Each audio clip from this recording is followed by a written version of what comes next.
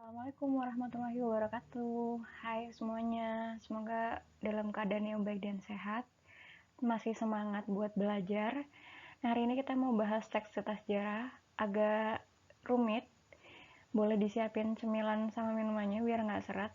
Nah, kalau udah siap semua, yuk kita bahas teks cerita sejarah, ada apa aja sih di dalamnya.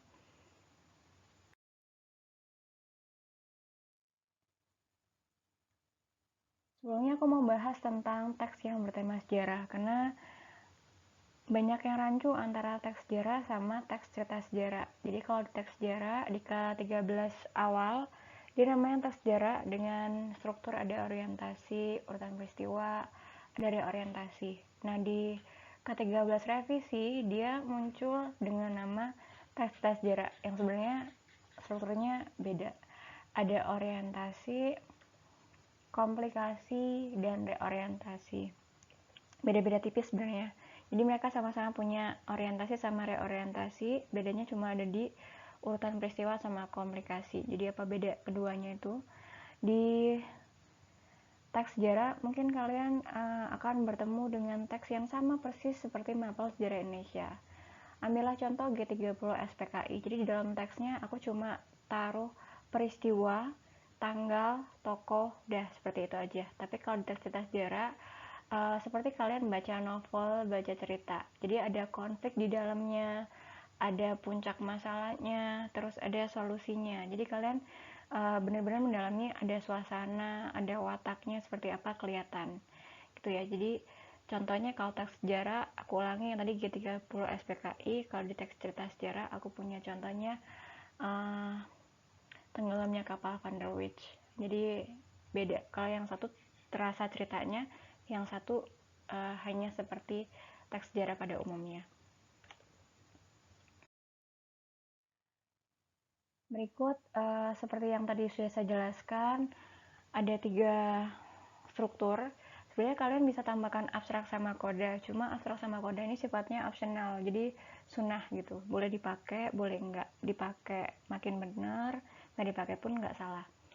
Nah, kalau di abstrak kalian cuma akan bahas pengenalan tapi tidak mendalam seperti di orientasi. Kalau di orientasi kan saya mengenalkan tokohnya siapa, latarnya di mana, situasinya seperti apa.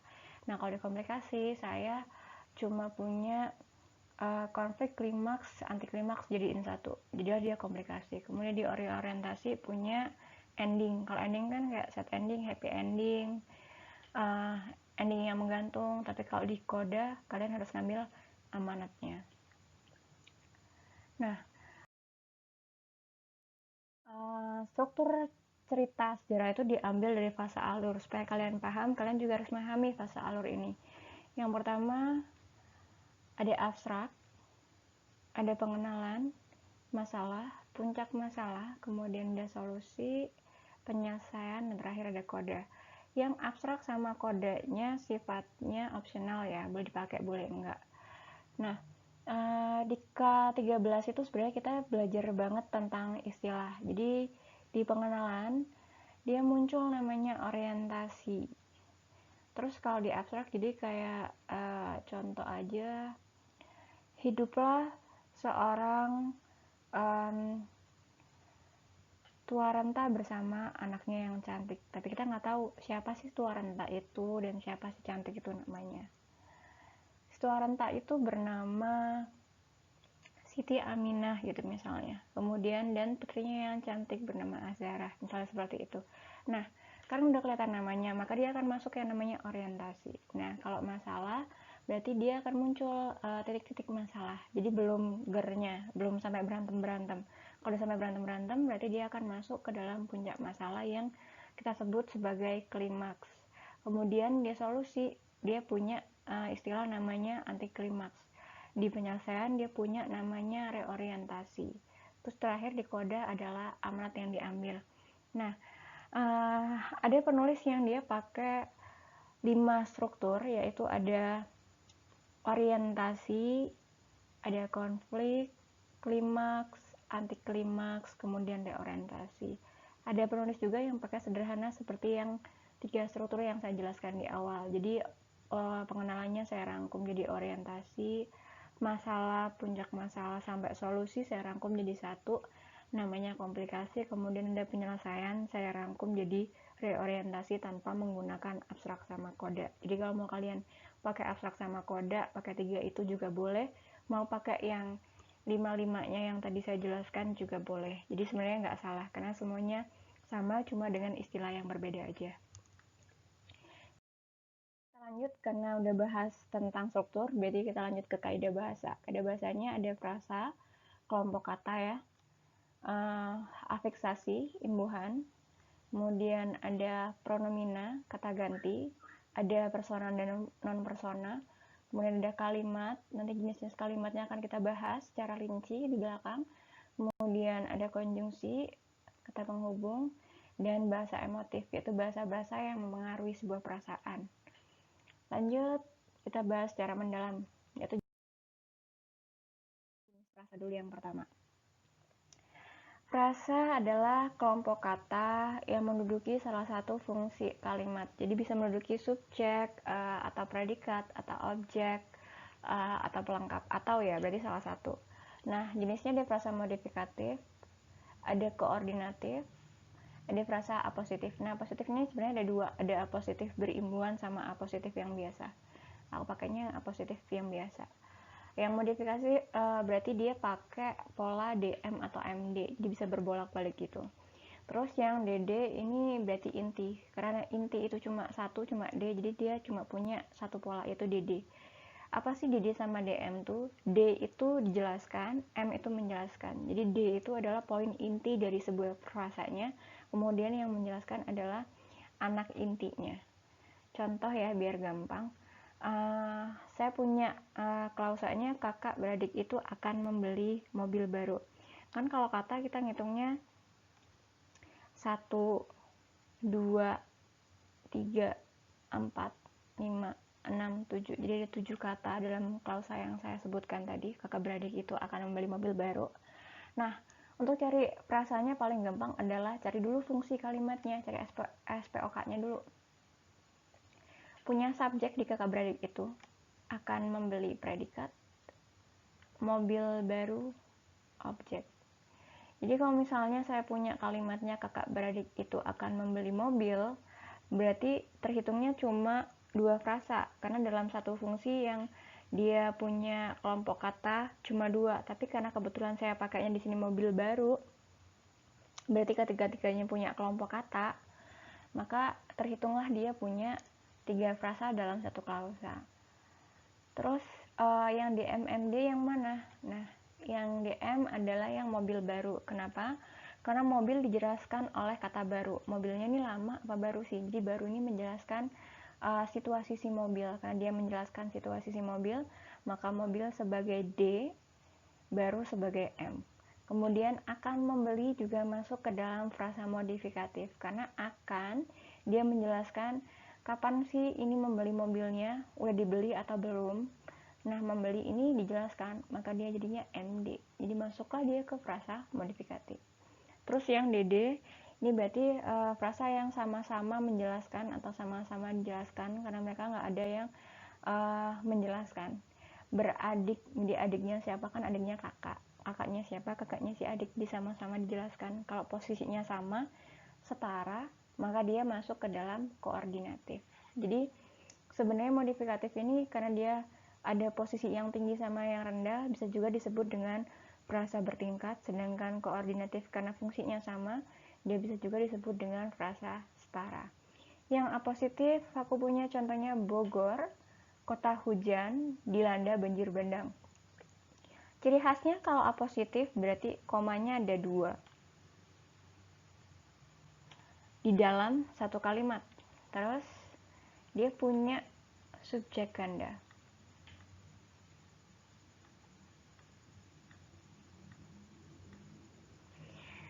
Nah, frasa apositifnya adalah kota hujan, karena kebetulan di subjek yang kedua saya punya 2 kata di dalamnya. Kecuali kalau di subjek yang kedua ini saya punya cuma 1 kata, yang tidak terhitung sebagai frasa. Misal Bogor kota dilanda banjir bandang gitu ya, berarti saya nggak punya frasa positif. Tapi karena Saya di sini pakainya Bogor kota hujan dan kota hujan terhitung 2 kata, maka dia masuk ke dalam frasa apositif yang menduduki subjek ganda dalam sebuah kalimat. Semoga bisa dipahami ya. Berikutnya akan bahas afiksasi.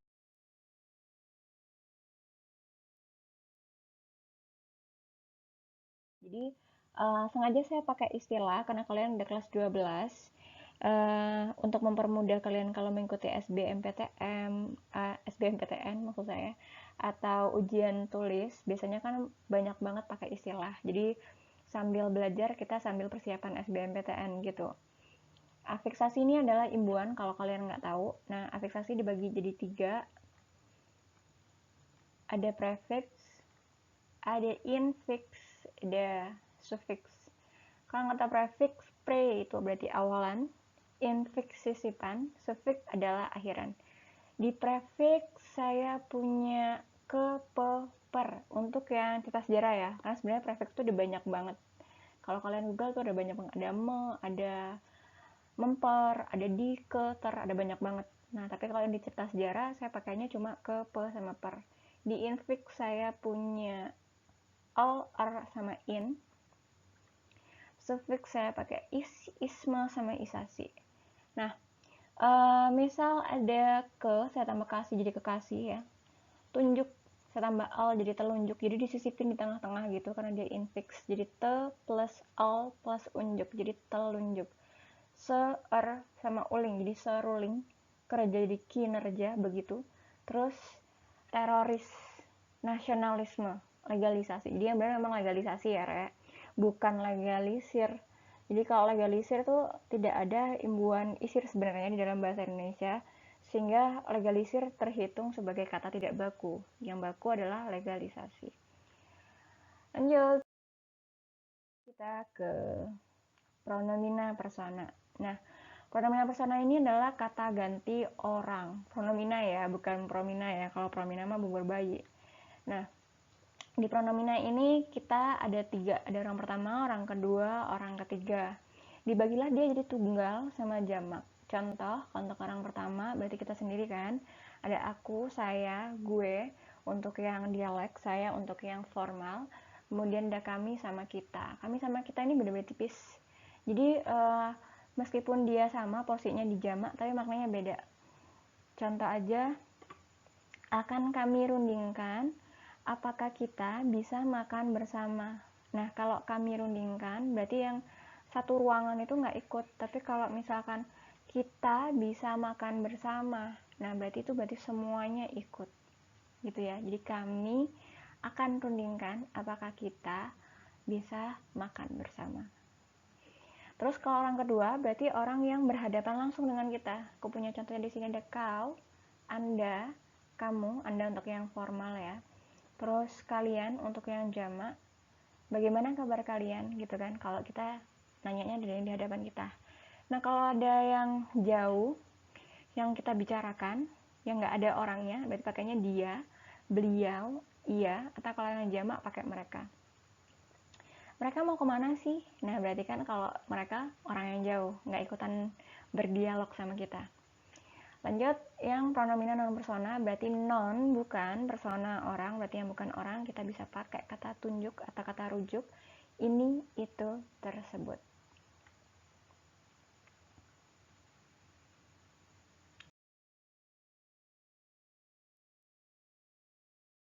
Oke, lanjut kita bahas ke kalimat. Di kalimat, aku punya yang berdasarkan jumlah klausa, ada 2 jenis, ada simplex sama kompleks. Kalau masih ingat, ini juga dibahas di kelas 3 SMP. Kalimat simplex itu kalimat tunggal yang SP-nya cuma 1, subjek sama predikatnya cuma 1. Kalau kalimat kompleks berarti subjek predikatnya ada 2 atau lebih. Saya punya di sini setara, bertingkat, dan campuran untuk contohnya. Ia cantik tetapi tidak pintar. Yang ini masuk setara ya. Jadi kalau yang setara ciri khasnya di konjungsinya dia punya tanda koma, terus nggak bisa dibolak-balik. Jadi misalnya ia cantik tetapi tidak pintar, tetapi tidak pintar ia cantik, kan nggak bisa dibolak-balik, nggak koherensi gitu, nggak nyambung. Terus kalau karena sakit ia tidak datang, sorry ini kayaknya tipu ya, tidak datang. Nah, bisa dibalik menjadi ia tidak datang karena sakit. Nah, kalau bisa dibolak-balik koherensif seperti itu nyambung, berarti dia bertingkat. Terus kalau bertingkat dia nggak ada tanda koma. Ini ada koma karena konjungsinya saya balik di depan. Anak kalimatnya saya pindah ke depan. Jadi kalau bertingkat dia punya anak kalimat, saya punya induk kalimat. Kalau yang setara dia nggak punya yang namanya anak kalimat sama induk kalimat karena posisinya memang setara. Jadi kalau sama-sama ibu ya sama-sama ibu, sama-sama anak gitu. Nah, kalau yang campuran atau yang berbentuk variatif ini berarti dia pakai dua konjungsi. Jadi istilahnya setara sama bertingkat ini featuring jadi satu. Contohnya, walaupun sedih, ia tetap tersenyum dan bernyanyi. Jadi saya pakai walaupun untuk yang konjungsinya bertingkat, saya tambah konjungsi setara di dalamnya, saya pakai dan di sini. Jadilah dia kalimat kompleks campuran. Lanjut untuk yang berdasarkan kelas kata. Jadi kelas kata tuh ada banyak banget. Aku punya di sini cuma nominal, verbal sama adjektival terus adverbial. Contoh kalau kalimat nominal itu adalah kalimat yang predikatnya adalah kata benda. Jadi ia untuk subjek, seorang nelayan sebagai predikat. Kata benda itu berarti yang bisa dipegang, yang bisa dilihat ya. Ada sih kata benda yang nggak bisa dipegang, nggak bisa dilihat, apa ya, angin, kentut, cinta, itu kan nggak bisa dipegang ya, nggak bisa dilihat. Tapi dia termasuk dalam kata benda. Atau kalau misalnya kalian nggak bisa bedain lagi kata benda, yang bisa ditempeli dengan kata bukan. Bukan seorang nelayan, bukan Manik Ayu, bukan meja, bukan cinta. Ya kan berarti kalau ditempelin kata bukan berarti dia kata benda. Contohnya di sini dipakai ia seorang nelayan. Nah, yang verbal berarti kata kerja. Kalau masih bingung lagi kata kerja seperti apa, bisa ditempeli dengan kata tidak. Tidak membaca, tidak menulis, tidak mencintai. Jadi kata membaca, mencintai, bekerja itu termasuk ke dalam kata kerja. Doni membaca buku, predikatnya membaca, berarti dia masuk ke dalam kalimat verbal. Terus adjektival, berarti yang bisa ditempeli dengan kata sangat ya. Di sini aku pakainya merdu, sangat merdu, kan bisa sangat cantik, sangat rapi. Jadi cantik, merdu, rapi termasuk ke dalam kata adjektival. Nah, kalau predikatnya berbentuk kata sifat, maka dia masuk ke dalam adjektival. Suaranya subjek, merdu sekali sebagai predikat, berarti dia masuknya ke dalam kalimat adjektival. Ia dari Jakarta. Nah, ini yang agak rancu. Banyak sekali yang menganalisis kalimat tersebut akan menjadi ianya subjek, terus dari Jakartanya akan keterangan. Karena ada kata dari dan Jakarta itu lokatif gitu. Jadi dia kelihatan seperti keterangan. Tetapi jika predikatnya tidak ada, dia berbentuk adverbial, kemudian dia menjelaskan si subjek, maka dia menduduki fungsi predikat. Nah, ketika predikatnya dalam bentuk kata keterangan, masuklah dia ke dalam kalimat adverbial. Begitu keterangannya. Semoga paham ya. Oke, terakhir kita akan bahas konjungsi. Kalau bahasa emotif kan bahasa yang menggambarkan perasaan ya. Jadi kalian bisa gambar kayak orang sedih tuh gimana. Kalau gembira ada pertambahan kalimatnya jadi gembira ria, suka, cita, seperti itu. Pokoknya menggambarkan hal-hal yang emotif. Maka itu yang terakhir kali ini akan saya bahas adalah konjungsi. Bahasa emotif nggak akan saya bahas secara mendalam karena menurut saya bahasa emotif udah mudah sekali, karena apapun kata yang menggambarkan perasaan tuh berarti dia masuk ke dalam bahasa yang emotif. Konjungsi adalah kata penghubung kausa satu dengan kausa yang lainnya. Yang dipakai adalah konjungsi temporal sama konjungsi kausalitas dalam teks sejarah ini. Ada sejak, saat, lalu untuk yang temporal. Jadi sejak saat itu dia ada keterangan waktu, tapi kalau lalu adalah keterangan urutan waktu. Kalau lalu itu kan lalu, selanjutnya, kemudian itu kan menyatakan sebuah urutan. Tapi kalau sejak, saat itu menyatakan sebuah waktu. Maka itu beda-beda tipis, tapi dia masuk, keduanya masuk ke dalam temporal. Kan kalau di teks sejarah kita pakai keduanya, tapi kalau di teks prosedur itu kan kita cuma pakai lalu, selanjutnya, kemudian. Jadi teks temporal, konjungsi temporal ini digunakannya dua-duanya kalau di teks cerita sejarah. Konjungsi yang berikutnya adalah konjungsi kausalitas, yaitu yang menyatakan sebab akibat. Aku punya contohnya, akibatnya sehingga sama karena. Akibatnya sama sehingga dia masuk ke dalam golongan yang menyatakan akibat, karena yang menyatakan sebab. Jadi sebenarnya mau dipakai yang sebab, mau pakai yang akibat, kedua-duanya akan menyatakan sebab akibat sih. Oke, semoga penjelasan kali ini membantu pembelajaran daring kalian. Terima kasih untuk hari ini. Kalau ada kritik dan saran, kalian boleh tulis di kolom komentar. Assalamualaikum warahmatullahi wabarakatuh.